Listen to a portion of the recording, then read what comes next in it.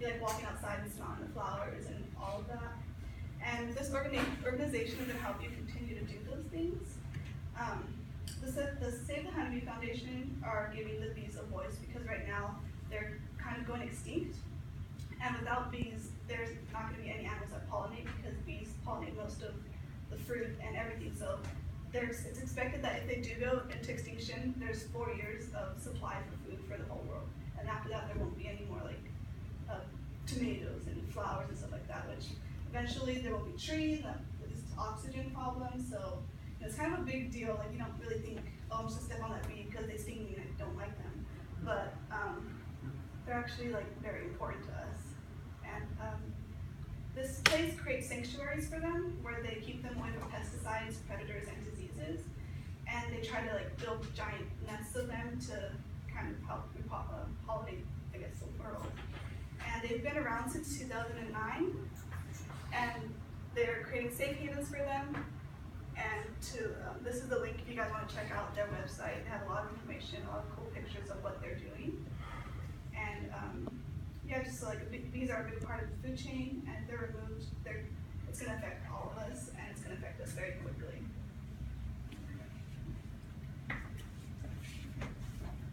Here's a video of kind of why we need bees. Hi, I'm Earth Ranger Joanna, and I'm here at this fantastic hothouse to talk to you about bumblebees.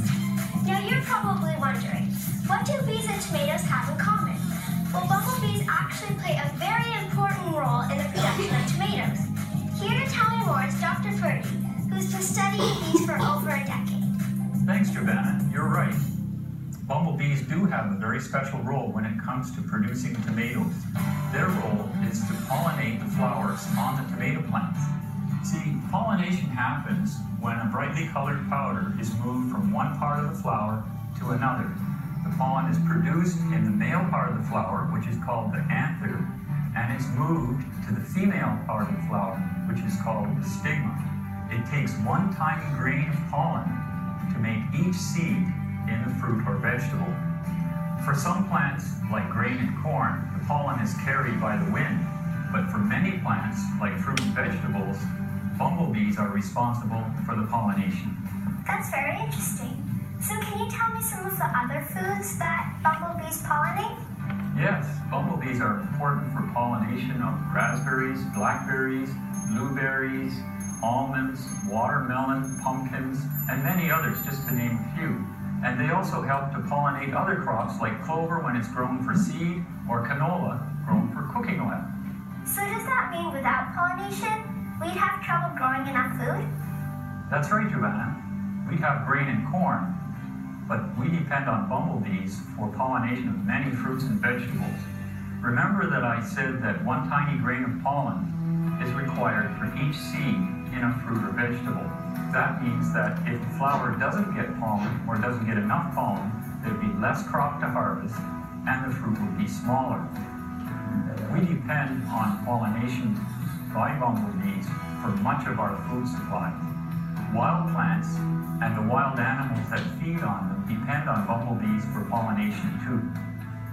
The problem is, some bees have been disappearing and all bees are under stress. Do we know what's causing this? Yes, recent research tells us that there are many factors.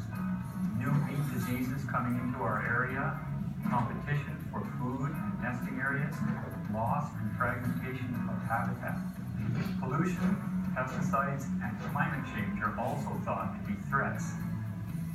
So by the sound of it, there are a lot of things that are making it harder for bees to survive, which is why we need to do more research to get to the bottom of this extremely important issue.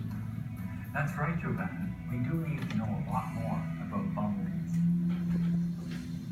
This is why it's so important for Earth Rangers to join forces and support research so that we can better protect bumblebees. We're raising money to help scientists study habitat needs, pollination habits, and population sizes of wild bumblebees living in Western Canada, like the Western bumblebee. This will help scientists understand bee diversity and pollination behavior. So what are you waiting for, Earth Rangers? Let's do our part to help bring back the wild.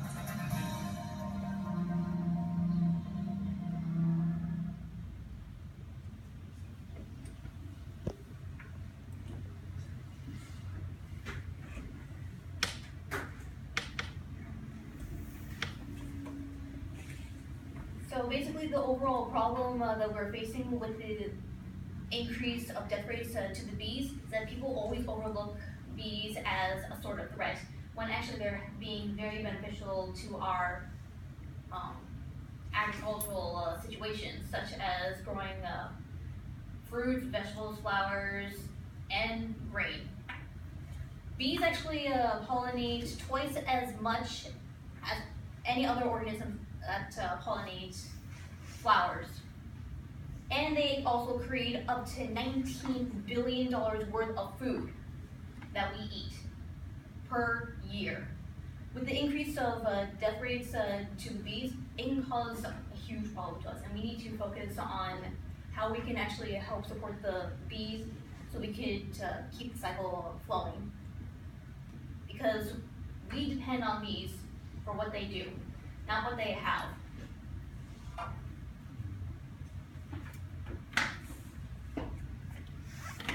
Solutions for these problems could be raising funds to help create more reserves for bumblebees, raising awareness on how important they are to our ecosystem and our environment. Publicity maybe on Facebook, Instagram, and Twitter, get it out there on how important bees can be. Build better habitats so they can procreate and reproduce the population.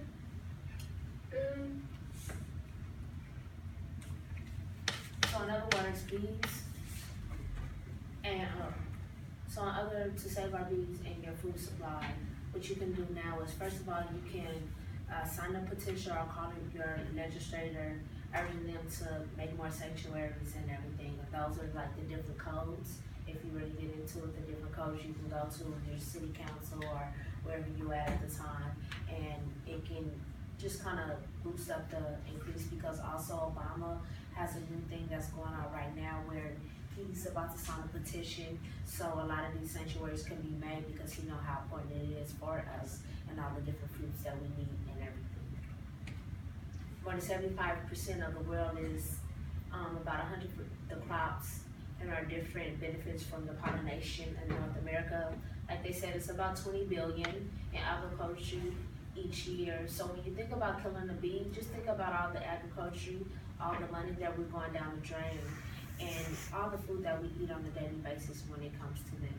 So instead of just like killing them, at least just like put it in a glass and set it free somewhere or put it somewhere. And if you see a big hive, instead of like trying to spray some kind of raid or pet, because you know we spray anything on to get them away from us, just call a sanctuary and they'll send somebody out, the professionals, and then they'll come out there and look at it, because a lot of the queen bees is the ones that make a lot of